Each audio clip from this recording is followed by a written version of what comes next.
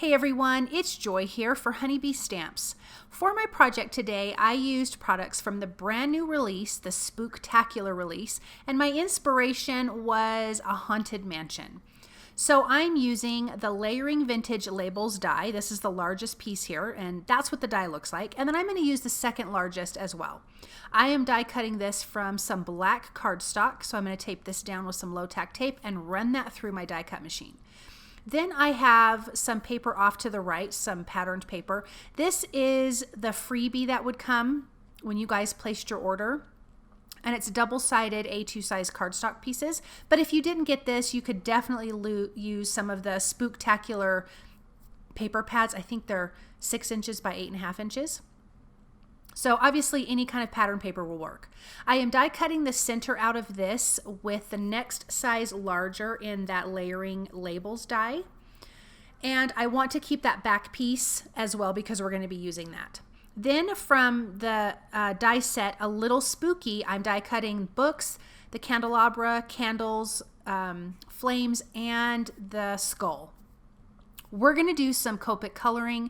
I really thought for this card that would be a benefit because I love getting the lighter and darker areas. But if you didn't want a Copic color, you could either ink blend or just use some colored cardstock.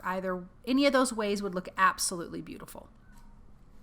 So I'm going to color here all of my little images. I die cut this onto some Neenah Classic Crest Solar White cardstock, which is Copic friendly, obviously. And you can see the color of markers I'm using because I'm placing the caps down for you guys to see. I could not wait to color these books. And I really wanted this to feel Haunted Mansion-like, less witch-like, less like bright Halloween. Just kind of old and dusty and dingy is kind of what I'm looking for.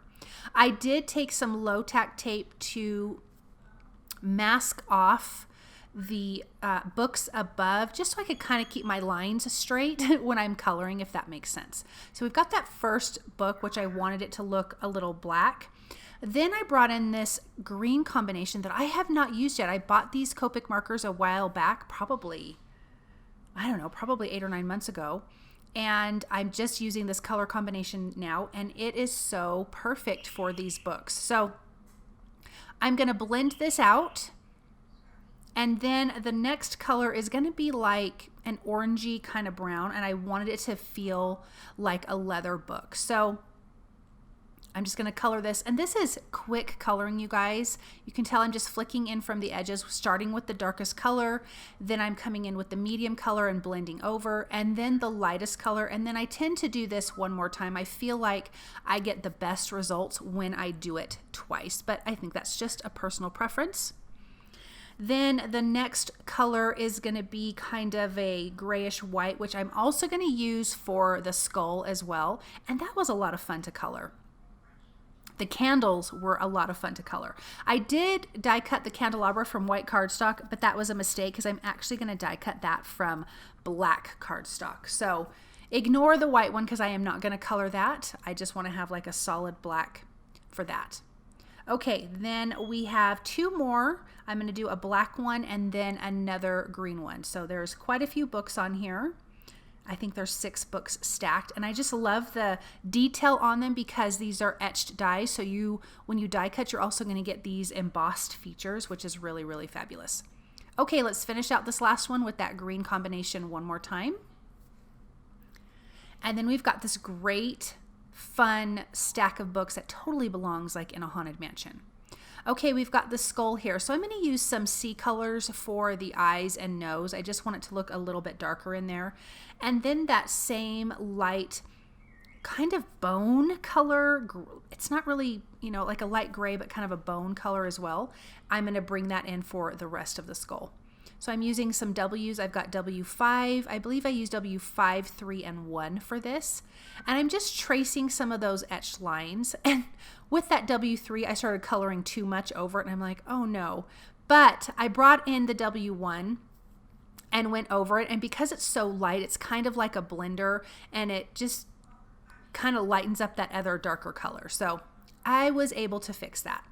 And then I'm going to also come back in the gray for the eyes and nose was just a little too gray for me. So I'm going to soften that with the W markers. Okay, let's glue this candelabra together. So I die cut that base from black cardstock. I'm going to adhere the candles, and then there's separate little flames. And I just colored those both exactly the same. And I'm going to put those in place. And then we've got this great candelabra. This has so much detail on it. I absolutely love it. This Halloween release, I am just in love with. There are so many fantastic things on here.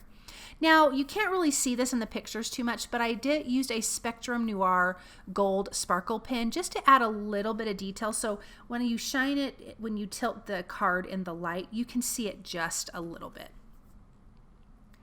So now that that's done, we can start to adhere this together. And I'm sorry I did not zoom out. I will zoom out in just a second, but I want to adhere that frame to that background panel.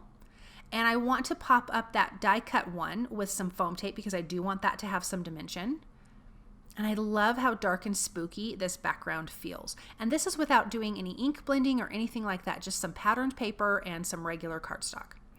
Okay, so I'm going to adhere those books and the skull. I really tried to make sure they weren't hanging over the vintage labeled die, the patterned paper one, because I just felt like that it was too solid to hang over, but the candelabra does, and I was really okay with that.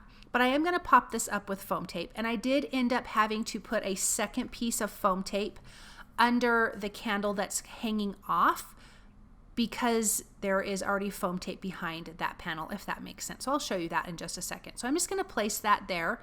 Doesn't this look so fun and spooky? I am so in love with this card. I will adhere this to a white A2 size card base. And then I want to do the sentiment. I decided to not do it in black, so I'm stamping on vellum with some Stazon, cotton white Stazon. I added a little bit of glue with little dots behind the spooky word, and then I am adhering that down at the bottom. So you can't see the glue because it's hidden behind the stamped sentiment. But that white is going to pop off so you can actually read the sentiment instead of it being like black ink or something like that. But look at how great these dies are. I'm just in love with this card. I hope you guys enjoyed this project, and I hope that you feel inspired. Thank you so very much for stopping by and watching, and I'll see you soon. Bye.